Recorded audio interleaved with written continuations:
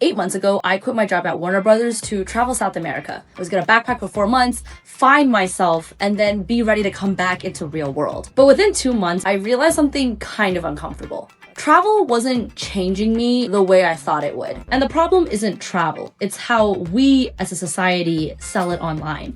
So, I am launching a travel show on YouTube. Each episode, I explore a new hobby somewhere around the world, from salsa in Cuba to mahjong in China. Think like parts unknown, but for hobbies instead of food, to better understand people, cultures, and ultimately ourselves. There are a lot of ways to make travel shows. I mean, I could talk about history or politics or also just food, but I chose hobbies because I think play is the most universal language we have. I'm calling it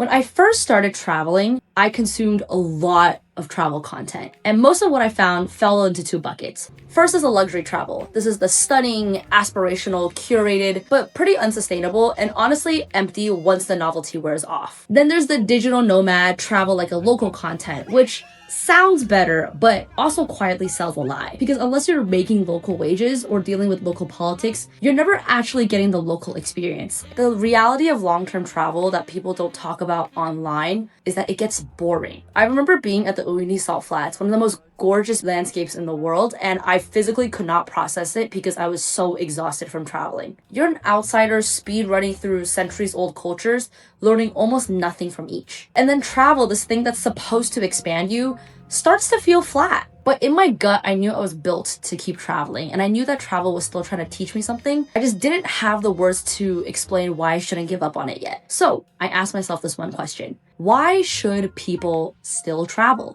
The answer took me back way further than I expected.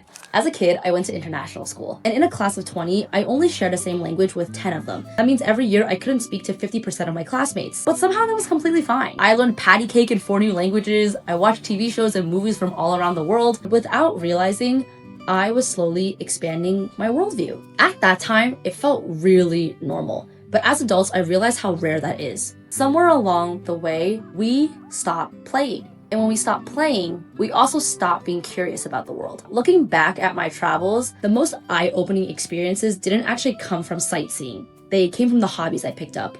I tried hiking in Peru and began to understand just how much colonialism has affected South America's natural environment. I learned bachata in Mexico, and I realized how anxious my body actually is. I tried capoeira in Brazil, and it opened my eyes to racial and social injustice in no way museums ever could.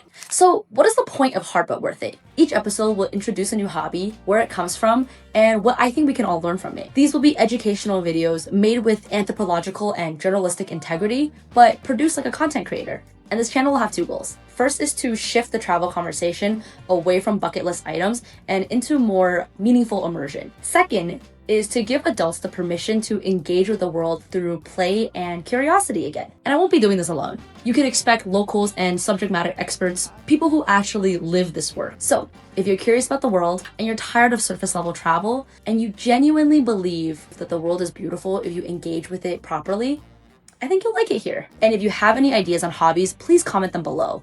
I'm a little bit scared. This whole thing's a little bit unconventional, but I think it's gonna be hard but worth it. There's so little I know around the world, and I'm so excited. If you made it this far, I hope you subscribe, and I'll see you next time.